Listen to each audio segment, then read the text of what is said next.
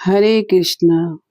जहाँ योगेश्वर श्री कृष्ण है वही विजय निश्चित है। संजय उवाच इति अहं वासुदेवस्य पार्थस्य च महात्मनः संवादम एवं अश्रोश्रम अद्भुतम रोमहर्षणम। संजय कहते हैं, इस प्रकार मैंने भगवान श्री कृष्ण और अर्जुन इन दोनों महापुरुषों की अद्भुत वार्ता सुनी और इस संवाद को सुनकर मेरे शरीर में रोमांच हो गया है। धृतराष्ट्र को संबोधित करते हुए संजय अपने अनुभव को बता रहे हैं। उन्होंने कहा, मैंने वासुदेव और अर्जुन इन दोनों महात्माओं का जो संवाद सुना वह वास्तव में अद्भुत था।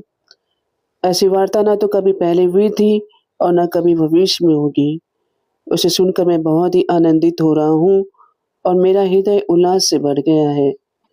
भगवान श्री कृष्ण और अर्जुन का यह संवाद केवल एक ऐतिहासिक वार्ता नहीं है, बल्कि भक्तों के लिए एक आनंद का अमृत है।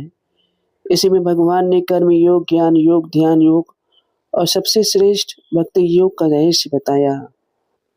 भगवान ने यहाँ स्वयं अपने स्वरूप, अपनी शक्ति, अपनी संपूर्ण सृष्टि के रहस्य को प्रकट किया। उन्होंने संपूर्ण वैदिक शास्त्रों के सार को सिर्फ 700 श्लोकों में समाहित कर दिया। इसलिए भगवत गीता को सभी उपनिषदों का सार कहा गया है। व्यास प्रसादात श्रुतवाने तत् गुह्यम अहम परम योगम योगेश्वरात कृष्णात साक्षात कथयत स्वयं। इस श्लोक में संजय कह रहे हैं, व्यासदेव की कृपा से मुझे यह परम गुह्य योग प्रत्यक्ष सुनने का सौभाग्य प्राप्त हुआ। स्वयं योगेश्वर भगवान श्री कृष्ण ने अर्जुन के प्रति जो अद्भुत उपदेश कहे, उन्हें मैंने साक्षात सुना। इस श्लोक में संजय अपने उस दिव्य योग्यता का उल्लेख करते हैं जिससे वे भगवान और अर्जुन के इस संवाद को सुन पाए।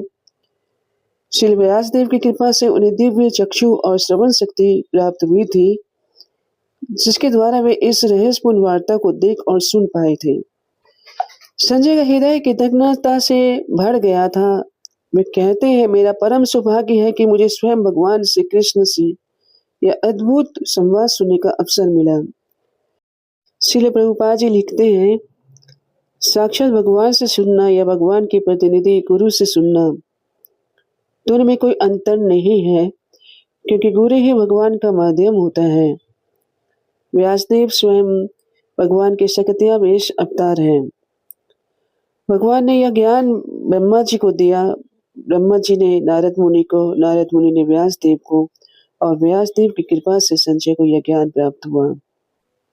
इसी प्रकार आज भी वही गुरु परंपरा चल रही है। हमें केवल एक ही चीज की आवश्यकता है, गुरु के प्रति श्रद्धा, और श्रद्धा के माध्यम से दिव्य ज्ञान हृदय में प्रकट होता है। राजन समस्मृत्य संवादम एवं अद्भुतम केशवार्जुनयोः पुण्यम हृष्यामि च मुहुर्मुहुः। यहाँ संजय धृतराष्ट्र से कह रहे हैं, हे राजन, जब मैं भगवान श्री कृष्ण और अर्जुन के बीच हुई इस अद्भुत और पवित्र वार्ता को बार बार स्मरण करता हूँ तो मेरा हृदय आनंद से भर उठता है। मैं बार बार रोमांचित हो जाता हूँ। तच्च संस्मृत्य रूपम अत्यद्भुतम हरेः विस्मयो में महान राजन हर्ष्यामि च पुनः पुनः। संजय कहते हैं, हे राजन, जब जब मैं भगवान श्री कृष्ण के उस अद्भुत रूप का स्मरण करता हूँ तो मैं बार बार विस्मय से भर जाता हूँ। मेरा हृदय आनंद और रोमांच से पुलकित हो जाता है। व्यासदेव की कृपा से संजय को भी वह दिव्य दृश्य देखने की शक्ति मिली थी। इसलिए वे केवल सुन ही नहीं रहे थे, बल्कि उन्होंने विश्व रूप भगवान का प्रत्यक्ष रूप से देखा था। इसलिए संजय कह रहे हैं कि उस अद्भुत रूप का स्मरण करते ही मैं आश्चर्य से अभिभूत हो जाता हूँ और मेरे भीतर बार बार वही रोमांच, वही दिव्य आनंद उमड़ पड़ता है।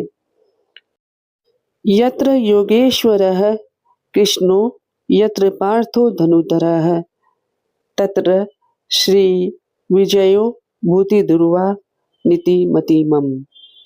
संजय कहते हैं, जहाँ योगेश्वर भगवान श्री कृष्ण है और जहाँ परम धनुधर अर्जुन है, वही ऐश्वर्य है, वही विजय है, वही नीति है, वही धर्म है।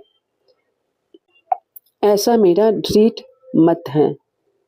यह श्लोक भगवत गीता का अंतिम श्लोक है।